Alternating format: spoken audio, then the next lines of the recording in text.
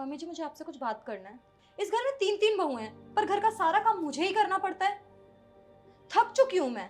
अरे दीदी, आप ये कैसी बात बोल रहे हो? आप घर का काम कब करते हो?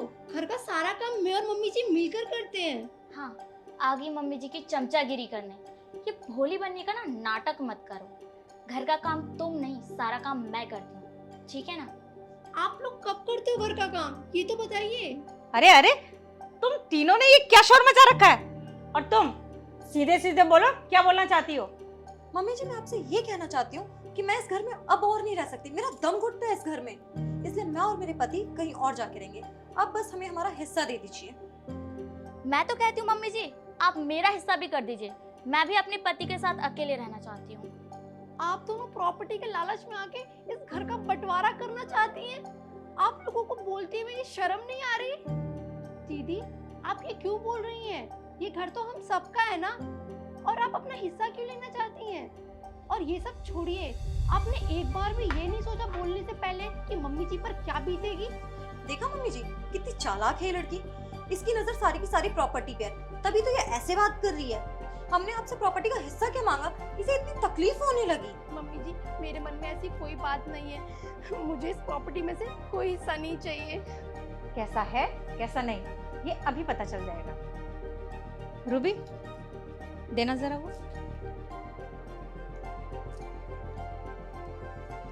तुम दोनों मेरी बात सुनो पहले, और ये लो, ये नींबू है। मम्मी जी हमने आपसे प्रॉपर्टी मांगी है और आप क्या हमें ये नींबू थमा रहे हो? और मम्मी जी, आप ये नींबू क्या थमा रही हमारे हाथों में? क्या ये नींबू देखकर हम प्रॉपर्टी भूल जाएंगे? अंकिता देखो, ये नींबू कोई साधारण नींबू नहीं है, ये बहुत ही चमत्कारी नींबू है। ये देखने में साधारण लग रहे हैं तुम्हें। तुम जानती हो, मैं एक बहुत बड़े पंडित जी से लेकर आई हूँ ये। सुनो, ये नींबू तुम तीनों आज रात अपने अपने तकिए के नीचे रख के सोना, और कल सुबह जिसका नींबू पत्थर बन जाएगा तो मैं समझ जाऊंगी कि वो मेरी प्रॉपर्टी का हकदार नहीं है। और हाँ, जिसका नींबू सही रहेगा मैं अपनी सारी प्रॉपर्टी उसके नाम कर दूंगी। सारी की सारी प्रॉपर्टी मम्मी जी? सारी की सारी।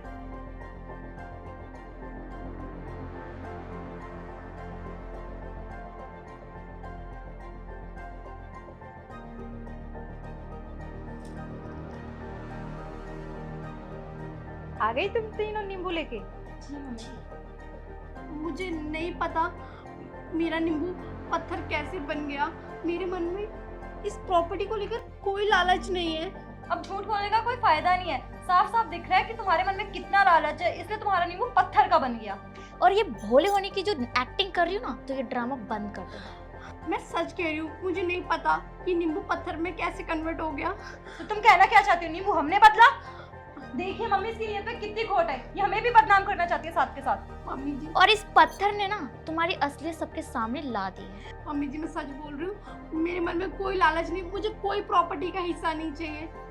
मैंने तो पहले ही कहा था ना कि इसकी नजर है आपकी पूरी प्रॉपर्टी पे, ये चाहती है इसे अकेले ही हिस्सा मिले। और ये भोली बनने का बहुत नाटक करती थी।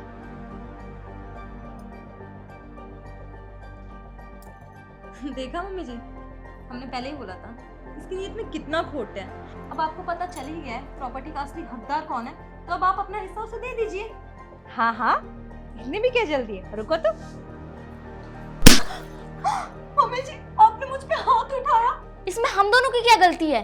इसका नींबू पत्थर में बदला है और आप हमें सुना रही हैं। शर्म आनी चाहिए तुम्हें। इस प्रॉपर्टी के लालच में तुम इस हद तक गिर जाओगी, ये तो मैंने कभी सोचा भी नहीं था। और तुम दोनों को क्या लगा, झूठ बोलोगी, चालाकी करोगी और किसी को कुछ भी पता नहीं चलेगा? इतनी बेवकूफ नहीं हूँ मैं जो तुम जैसे नालायकों को अपनी सारी प्रॉपर्टी दे दूंगी। मेरी छोटी बहू को देखो, उसके अंदर किसी चीज का लालच नहीं है, और तुमने इतनी चालाकी से उसका नींबू पत्थर में बदल दिया। वो नींबू कोई चमत्कारी नींबू नहीं था, बल्कि साधारण नींबू था, ताकि तुम दोनों की चालाकी सामने आ जाए। मम्मी जी आपने हमें धोखा दिया, हमारे साथ चीटिंग की। दीदी, आप कैसे धोखे की बात करो? धोखा तो आपने किया, मेरा नींबू पत्थर में बदल दिया, ये सोच कर कि प्रॉपर्टी सारी आपको मिल जाए। मेरे मन में तो कभी प्रॉपर्टी को लेकर लालच था ही नहीं, और आपने बेईमानी करी, और आप यहाँ धोखे की बात कर रहे हैं। तुम दोनों के अंदर पैसों को लेके कितना लालच भरा हुआ है। फैमिली और प्यार क्या होता है वो तुम दोनों को पता ही नहीं है। और किसी की इमोशंस के साथ तुम दोनों कैसे खेल सकती हो? मुझे तो शर्म आती है कि तुम दोनों मेरी बहू हो। अरे कुछ तो सीख लिया होता मेरी छोटी बहू से। चलो निकलो यहाँ से, तुम्हारी हकीकत पता चल गई है। नहीं नहीं मम्मी जी, आप इनको घर से मत निकालिए। आखिर में मैंने तो इनको हमेशा अपनी बहनों की तरह रखा और हमेशा अपनी बड़ी बहन समझा। मुझे इस प्रॉपर्टी से कुछ नहीं चाहिए। दीदी आप इसी घर में रहिए। हम तुमसे इतना नफरत करते थे और तुम आज भी हमारे बारे में सोच रही हो। दीदी मैं आप लोगों को अपनी बड़ी बहन की तरह समझती हूँ और समझना तो क्योंकि मैं मानती हूँ। और आप लोग इस घर से चले जाओगे तो मेरे इस घर की रौनक चली जाएगी। मैं कभी नहीं चाहती कि आप दोनों इस घर से जाओ। और इस प्रॉपर्टी में, इस घर में मुझे कोई लालच नहीं, मुझे सिर्फ आपका आशीर्वाद और आपका प्यार चाहिए। देखा, उसका दिल देखो कितना बड़ा दिल है। इतना सब कुछ होने के बाद भी वो तुम दोनों को यहाँ से जाने नहीं देना चाहती। मम्मी जी मुझे कोई हिस्सा नहीं चाहिए और रूबी मैं तुम्हारे एहसान कभी नहीं भूलूंगी। आज हम इस घर में हैं तो सिर्फ और सिर्फ तुम्हारी वजह से। मेरा बस चलता तो अभी के अभी तुम दोनों को धक्के मार के बाहर निकाल देती। प्रॉपर्टी वो तो दूर की बात है, तुम दोनों का साया आसपास भी मंडराने नहीं देती।